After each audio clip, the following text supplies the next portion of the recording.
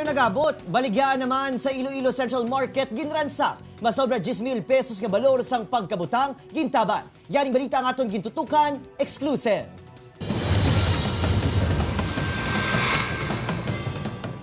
Naglinapta ang mga gamit sa baligyan nga ini nga ginadumala ni Jean Egka nga nahamtang sa sulod sang Iloilo Central Market. Ini matapos nga ginaransak sang wala makilalaan nga mga suspect.